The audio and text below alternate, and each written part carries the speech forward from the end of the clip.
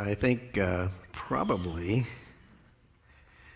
everyone in this room has read something by the great American philosopher Dr. Seuss. And he wrote a book called Horton Hatches an Egg. And if you remember the story is about an elephant named Horton. He promises to sit on an egg and hatch it for his mother, lazy Miss Maisie. But as the days and weeks go by, Miss Maisie is off on her vacation, and Horton's sitting up there in the nest in the tree, and all his friends encourage him to just forget his promise and come and do things with them and play with them. But do you remember his response? His response was, "I meant what I said. I said what I meant. An elephant is faithful 100%. So what could God do with a church, with an organization where everyone had that commitment? I said what I meant what I said. I'm faithful 100%. But how do we become people who live a life of responsibility?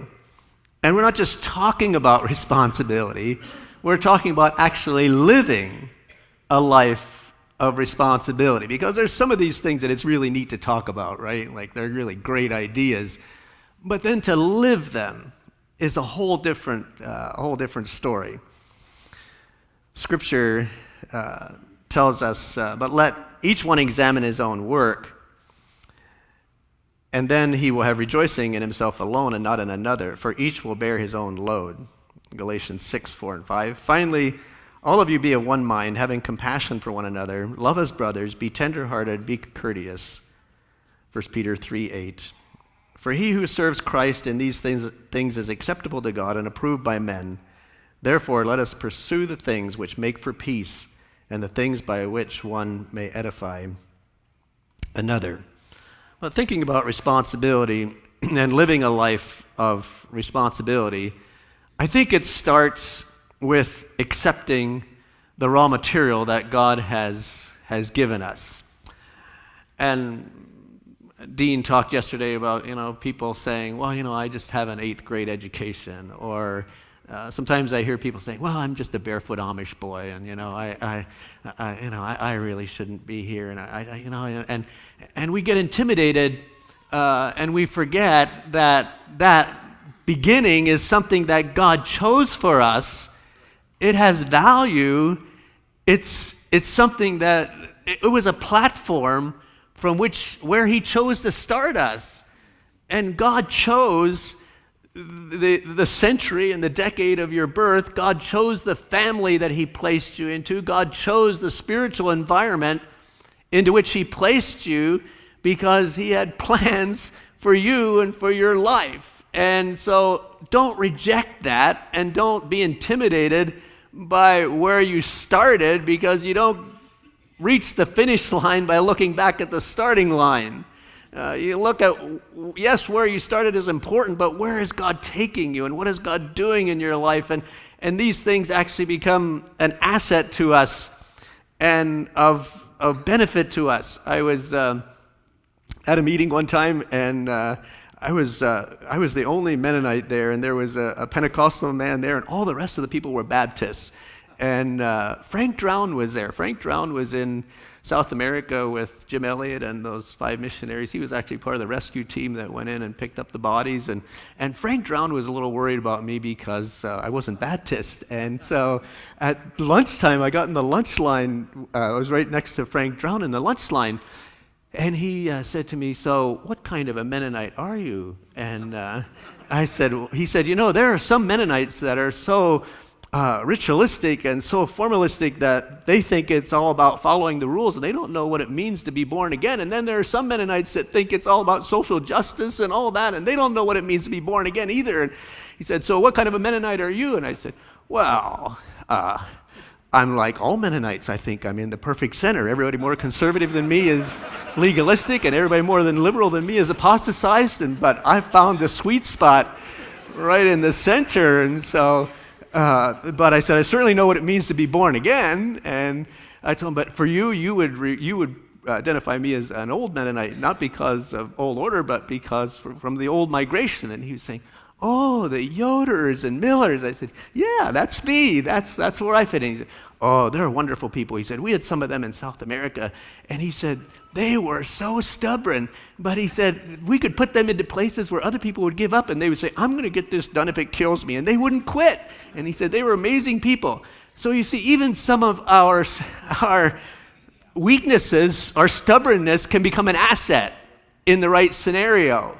And so let's not reject the foundations that God gave us, because he can use them in amazing ways in spite of ourselves.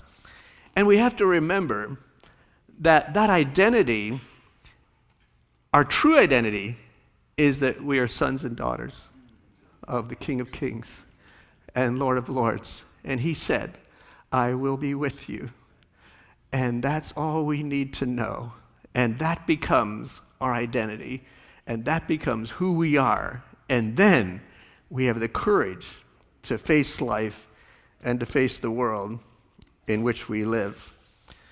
We also need to own the bad chapters that we have already written. Psalm 19 says, who can discern his errors? Declare me innocent from hidden faults. Keep back your servant from presumptuous sins. There are three things that are mentioned there. One is errors. We all make mistakes. We all do things that we realize that wasn't good. I shouldn't have done that. I found that the more administrative responsibility I had, the more often I had to say, I'm sorry. I could have done that differently, and I shouldn't have. I could have seen that coming, and you're right. And would you help me? Because I need help. You know I need help. And so when you see things like that coming, could you just let me know? Like, I really want to. I want to be a good leader, but I need help and I need input. But I'm sorry. One time we had a single ladies' residence, and there were 6 ladies that lived in this single ladies' residence, and there were relationship challenges, and at one point it was really bad, and I had been spending a lot of time trying to help these ladies to just live together in peace, and it wasn't working, and I was a little weary of it. And some of them were leaving, and a few of them were being replaced by single men. And I don't know what I was thinking, but I wasn't thinking, right? I told you yesterday that my mouth gets ahead of my brain. And so we were at a staff meeting. And at a staff meeting, I said, you know what? I'm kind of looking forward to having a few more single men around here because, single men, they just sort of duke it out and get over it. And so anyway, then later in the day, one of the single ladies came to me and she said, so Merle, how are we supposed to feel about ourselves as women when you said that? And I was like, I am so sorry. I don't know where that came from. I don't, that's not how I see women, and I would never want to live in a world with no women. It would be a horrible place. And so please, so I had to go back to staff meeting and say, I am so sorry that thought even came into my mind, and I'm even more sorry that I said it. And put it out in public. And so there are times when we recognize I've made a mistake, and we have errors. We also have secret faults. We all have things that we don't see about ourselves. We don't recognize it. It's clear to everybody else, and they can't understand why we don't see it, but we just kind of jolly go on our way and keep doing what we do, and we don't recognize our own flaws, and we need God's help to have that, turn that eye inward and see those hidden faults, those secret faults. And then there's presumptuous sins, and as Christians, we can get accustomed to the grace of God, where we just assume that we'll be forgiven, and it's easier to get forgiveness than to get permission, right? So but we get accustomed to just kind of bringing things to God, and we can become presumptuous in sinning. We can become presumptuous about God's grace. And so thinking, but the remedy for all of these things is forgiveness. And what an amazing miracle forgiveness is. Most people from Buddhist background, most Christians from Buddhist background that I know, they came to Christ because of the possibility of forgiveness.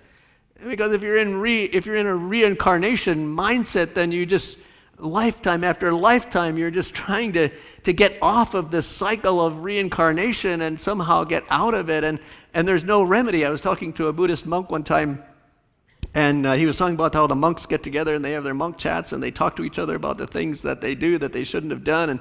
And I was asking him, so what does that do for you? Like, do you get forgiveness for those things then? Or somehow you get, does it kind of take them away? And he said, no, we're just reminding ourselves that we've already done so many bad things in this lifetime that we can't expect to be born better next time.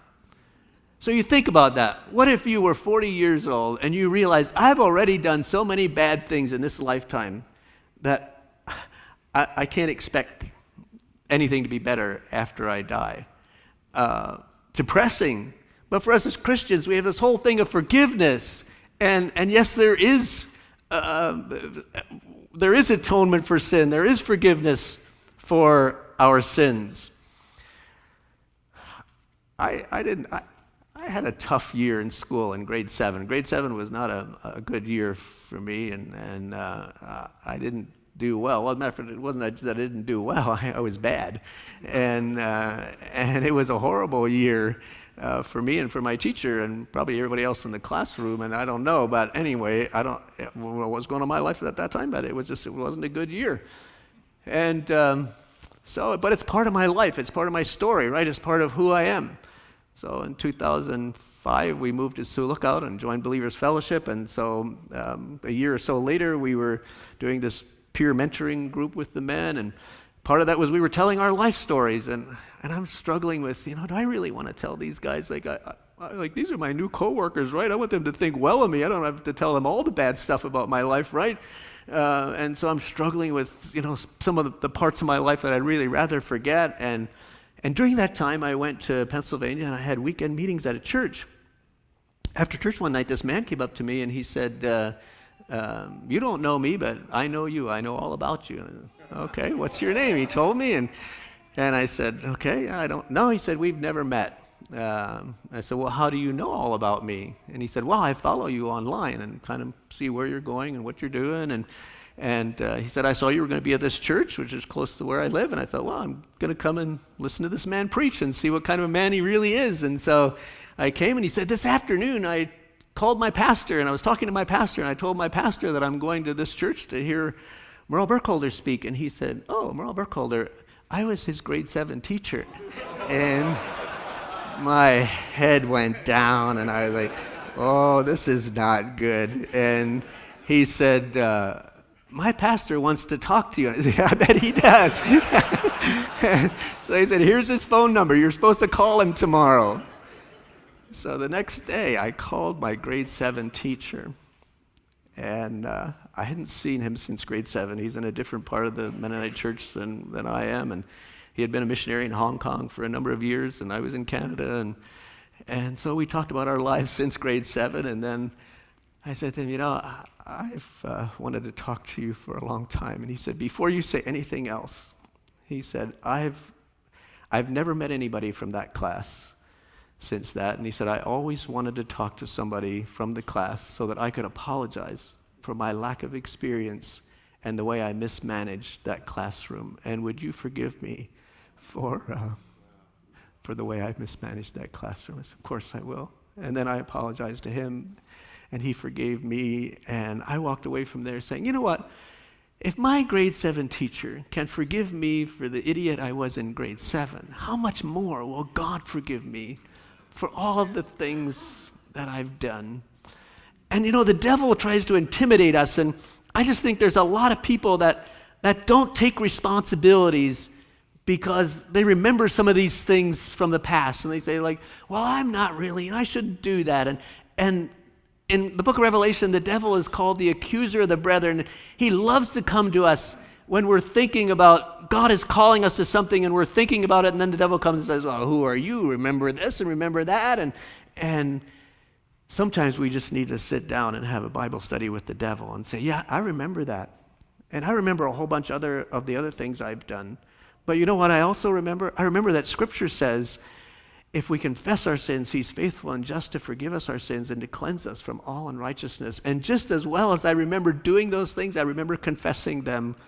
And I'm confident that they are under the blood of Christ.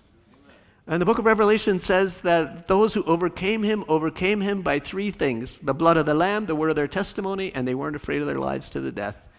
And when we recognize the power of the blood of the Lamb and we have a testimony for Christ, then we're not afraid to die. And we put ourselves out there and we take responsibilities and we do responsibilities. And we can excuse ourselves from so many things by the hypothetical, like, yeah, and then what if this happens and what if that happens? And I've never done that. And we have all these excuses and all these reasons why we don't do stuff because of, this could go wrong and that could go wrong and all that. But life is an adventure, right? Like God calls us to a life of adventure. He calls us to take responsibility for things and to do things that maybe we've never done before. And his promise is that he's going to be with us, and it's going to be all right. Like we can take that. We live with, I think most people like adventure, and we kind of want some sense of adventure in life. That's why we go downhill skiing, right? Because you get to the top of the hill and you look down, this could hurt. I could die. And then you go off the edge and you get to the bottom and like, that was amazing. Like, let's do that. And then when that hill doesn't scare you anymore, you need a bigger one. Because the whole point of skiing is to scare yourself. And then somehow, when it comes to things of God, we're like, oh no, I'm scared. Like, I don't do that. I'm afraid. And that's not a legitimate excuse. Like, let's take responsibility. Do stuff. And take responsibility, be responsible for things. And then we need to live in an unabridged reality, to really live in the reality of the way things are and be honest about the way things are. There are great things that we can say, but we don't really mean what we say. So take the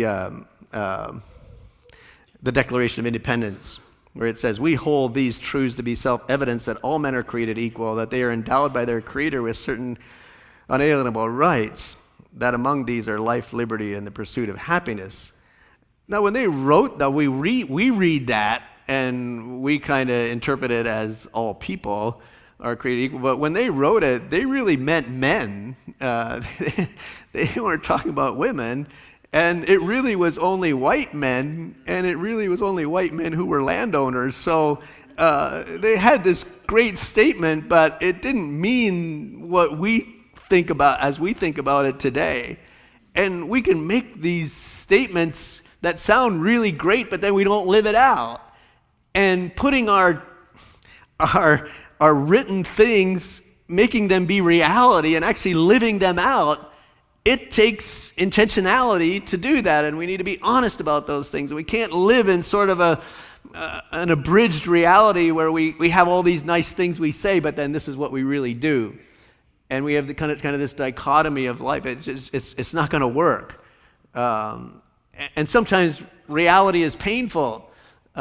Before Christmas, back in November and December, holidays are coming, and we're eating, and I keep weighing myself on our bathroom scale, and I felt like I was gaining weight, but I get on the scale, and it said it was the same. So I mean, okay, I'm good. So I just keep eating, and then, but I go to the gym once a week, and the scale at the gym was saying I was gaining weight. So I find, okay, something's wrong here. So I took my bathroom scale over to the gym and put them side by side, stepped on the scale, my bathroom scale, and then stepped on the scale at the gym, and I weighed 10 pounds more on the gym scale. So now I have a choice, right? I can say, forget the scale at the gym, man. I like this one. I'm just going to stand on, and I could go on eating, and it would always tell me the same thing, right? But I know in reality is the scale at the gym. So we ditched that bathroom scale and bought a new one. Now they're the same. But there are times where we have to recognize, as painful as it is, I need to live in reality and I need to accept the truth because it's part of being a responsible human being. And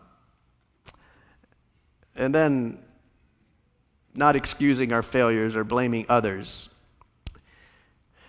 There was a great moment back in the 1980s. Most of you are probably too young to remember this, but in the 1980s, there was a bombing at the embassy in Lebanon, the country of Lebanon, and a number of soldiers were killed, and Ronald Reagan was president. And the media was just in a frenzy about, somebody's head has to roll for this. Somebody has to get fired. Somebody needs to, this is... Who is Reagan going to fire? Who's he going to pin the responsibility on for this? And so then there was a press conference, and the media was just ready to go on the attack. And Ronald Reagan came out, and he said, before we take any questions, I have a statement I want to read. And he basically said, I'm the commander-in-chief of the United States military, and it is my responsibility as commander-in-chief to see that these kinds of things do not happen. And I take full responsibility for it. And if you're looking for who's to blame for what happened, it's me. And the fire went out of the room. It was like the reporters didn't know what to ask. Because what are you going to do with the guy who says, I'm responsible? It's me. So if you're looking for who to blame, it's me.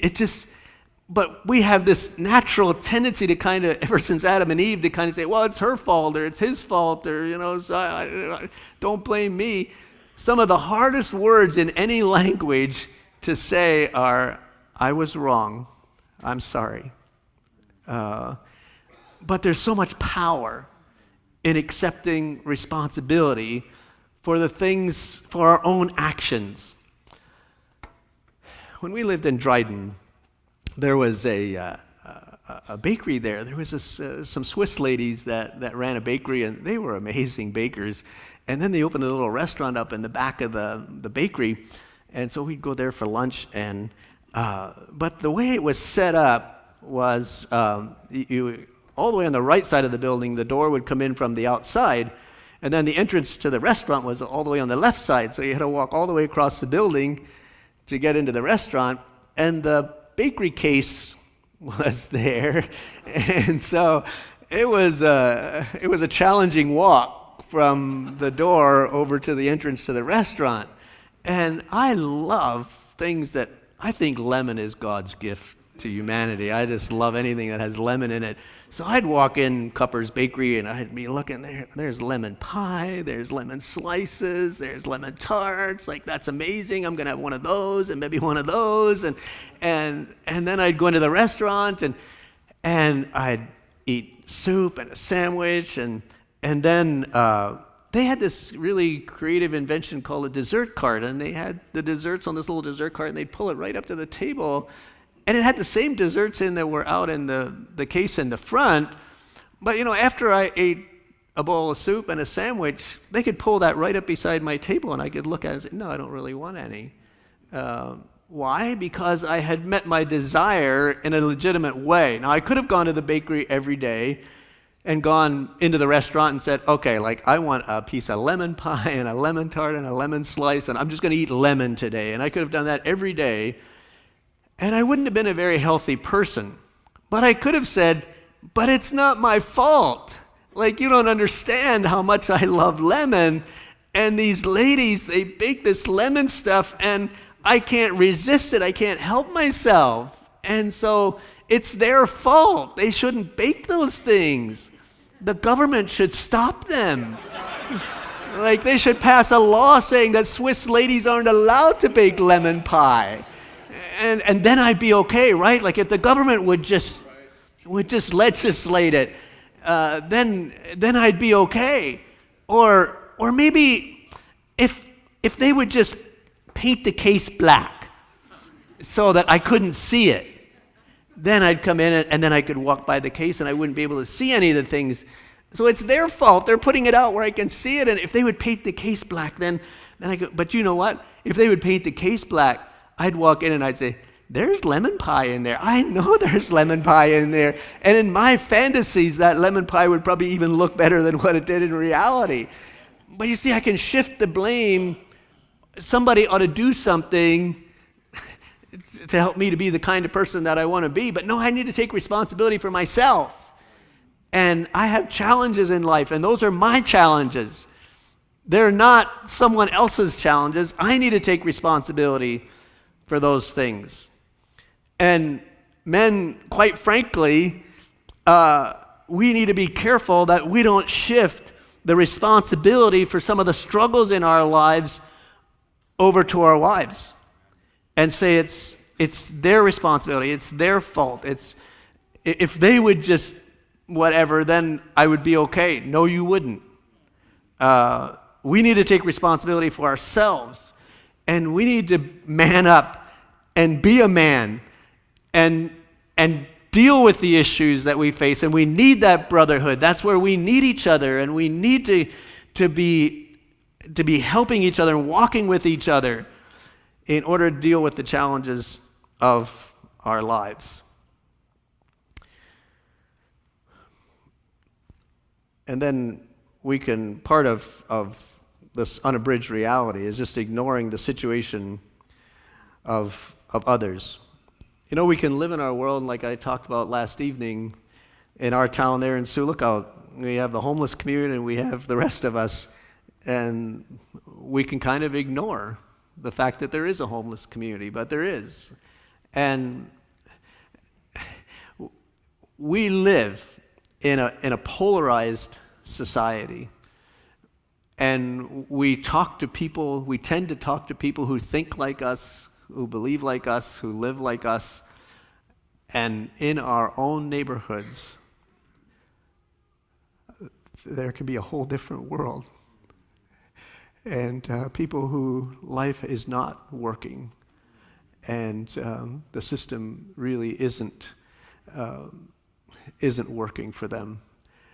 And we can ignore that, or we can engage with the reality of the world in which we live. And in North America, we live in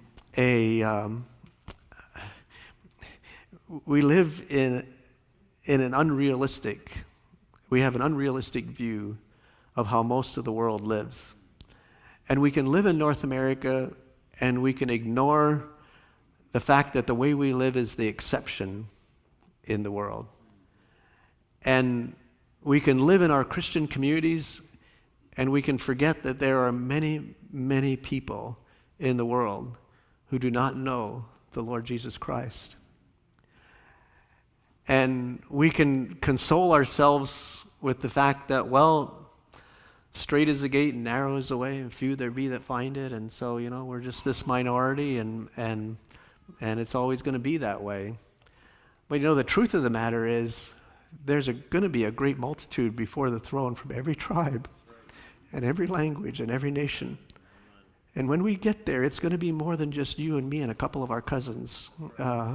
It's going to be an amazing group of people. And God is building that multitude. And we are either going to get involved or God is going to use someone else. And we have tools and we have resources. We can use them for fun and games and entertainment, or we can use them to do the work of the kingdom and help to build that multitude before the throne. But it's going to take intentionality, and it's going to take being people who are responsible for the things that God has placed in our hands. And I just encourage you to inform yourself about the world and those who do not know Christ. And I think that as conservative Anabaptist people, we are uniquely suited for some particular aspects of kingdom work. I think that because of our commitment to family, our commitment to brotherhood, our commitment to modesty, Muslim people, if you're a Christian, well, you drink alcohol, you're immoral, you worship statues, and and and you worship three gods, and so there's no conversation to be had. But then we show up and we aren't alcoholics and we aren't immoral and we have a commitment to brotherhood, and there's just some ways that we connect. Mike Stoltzfus was a missionary in southern Thailand, and he was from a beachy church in Pennsylvania, and he said that when you work with Muslim people, when they would ask, what's your religion? If you say you're Christian, then they say, okay, well, yeah, we're done there. And so he said people started saying, I'm a follower of Jesus. But then he said after a while, so many people were saying, I'm a follower of Jesus, that when you say you're a follower of Jesus, then people would say, okay, you're a Christian. So he said what he started to say after the Nickel Mines school shooting, he said everybody around the world saw something about that on television. And so he said after that, he started telling people, well, I'm from a church that's kind of like the Amish. And people say, oh, the Amish, yeah, they're good people. And I saw that. And he said if they didn't know, he'd say, remember that school shooting? People say, oh, yeah, I remember that. And so he went to apply for a job teaching in a Muslim school in southern Thailand. The headmaster of the school was a member of the Thai parliament and was a very influential person in Thailand. So Michael went for his interview with this headmaster, and as part of the interview, the headmaster asked him, so what's your religion? And he said, well, I'm part of a group that's kind of like the Amish. And this headmaster said, oh, the Amish. He said, 10 years ago, my wife and I went to Lancaster, Pennsylvania, and we did an Amish tour. And he said, all day I was on that bus, and I was looking at those Amish people, and I was thinking, how can I get one of them to come and teach in my school? And so he said, and now you're here saying you're part of a church like that. Yeah, you can teach in my school. You can teach anything you want in my school. Those Amish people were just going about their lives, and they had no idea that they were opening up the door for somebody to teach in a Muslim school in southern Thailand. And I just think that there are ways that we can help to build that multitude before the throne. Well, be in touch with your present calling. Be open to new things, as we talked about already. Don't avoid the adventure. Each of us has gifts, and we can get jealous of each other's gifts. We can feel like, well, I wish I could do that, and look at that person, and you look at a choir like the Legacy Choir, and you look at Franklin, like, I'd love to be able to have the music ability that Franklin has, but I'm sorry, it's never going to happen. But it's just not. At least I don't think it's going to. But it's just. But everybody has their gifts, right? And we can get focused on somebody else's gifts and get jealous of what other people are doing, but we each have our role, and to be comfortable with who we are and to use our gifts in the way that God has gifted us and calls us to use them is important. And it may seem insignificant, but it's not, because the gifts were given to us in order that the fullness of the ministry might be done and that the body might be edified. God didn't give us a diversity of gifts to frustrate each other. He gave us a diversity of gifts so that everything would get done. When we were little, we used to play church, and we would have our church was on the stair steps, and our stuffed animals were the church members, and so we would play church. And in our church, I was always the preacher, and my brother was always the song leader. Well, one day we got to church, and my brother said, I want to preach today. So, okay, you can preach, so I'll lead singing. Well, when I got up to lead singing, he said, you sit down, you can't sing. So when he got up to preach, I told him, you sit down, you can't preach. And so we went back to our normal roles. Our church problems were solved, and our church went on. Now he's a pastor too, and he preaches well, and he probably sings better than I do. But, there's roles that we have. And when we fill our role, things work. So you think Paul uses the illustration of the body, and he says, you can't say. The eye can't say because I'm not a ear, I'm not part of the body. The hand can't say because I'm not a foot, I'm not part of the body. And he says, then he gives this absurd word picture saying, if the whole body were an eye, where would the hearing be? So just visualize that for a minute. What if your whole body was an eye and you came over there and you'd kind of bounced up to try and hit the button on the elevator somehow, and then you get down here and you roll in here and the carpet's going to be irritating your eyeball, right? You roll in here, you bounce up on a chair, and we're a whole room full of eyeballs, and it would be limited, right? And it wouldn't be so good. It wouldn't work. No, we need feet to carry our eyes around, and we need ears to hear what's going on, and we need all the parts of the body. Some we don't use as much as others, so I'm right-handed. So let's suppose that my left arm and my left hand say, I'm done. Like, you know what, Merle, he likes his right arm, his right hand, he uses them all the time, he eats with them, he writes with them, he does all these things with it. So I'm done, I'm out. Unless he starts using me like his right hand, I'm quitting. So tomorrow morning I get up and there's my left arm and my left hand, and they're not doing anything today. And I said, come on. They're like, no, go ahead, use your right hand. You like your right hand. Go ahead, use that. Well, now I want to pick up a box. I can't, right? I really need it to get in action. And there's things I can't do there's moments when that left arm and that left hand become really important. And when we get offended and we kind of sit back and say, okay, I'm done. Go ahead, you guys. You think you know how to do it. You think you know what you're doing. You don't appreciate my ideas and stuff, so I'm just going to get quiet. I'm going to silence myself. I'm just going to drop out. I'm going to sit back, and you guys just go ahead. Enjoy yourselves. It doesn't work. No, you're needed, and your voice is important. Your involvement is important.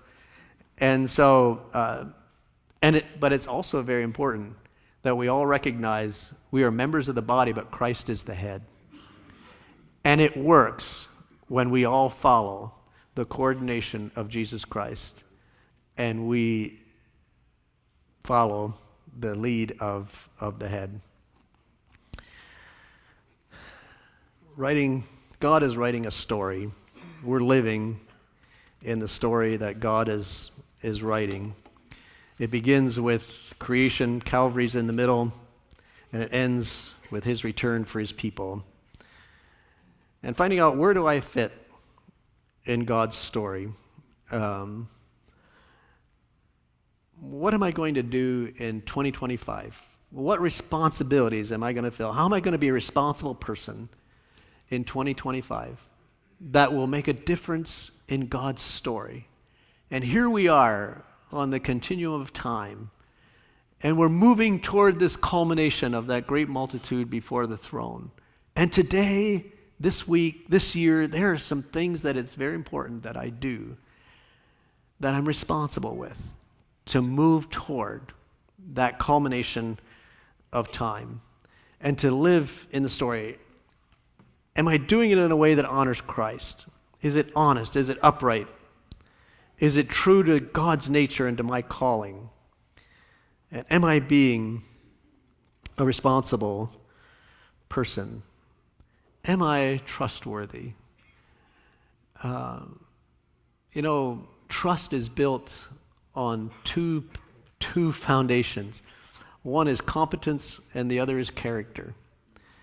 And so much of what we do as pastors is grounded in trust and whether we are trustworthy people and whether people can trust us.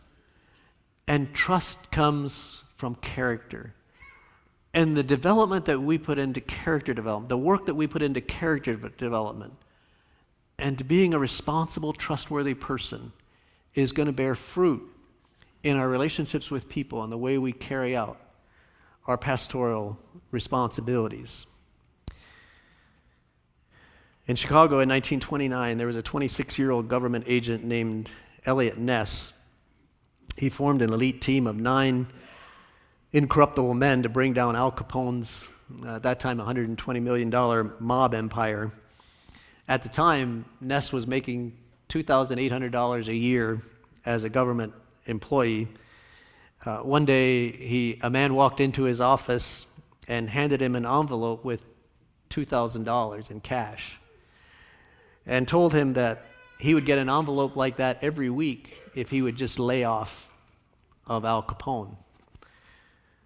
Wanting to make a point, Ness called a press conference, and newspapers and various agencies were there, and Ness told the newspapers the story of Al Capone's attempted bribe and his response to it. And the next day, the newspaper headlines were, "Ness and his men are untouchable." You know, we are enticed by many things. The devil comes to us and tries to lure us off track in so many ways.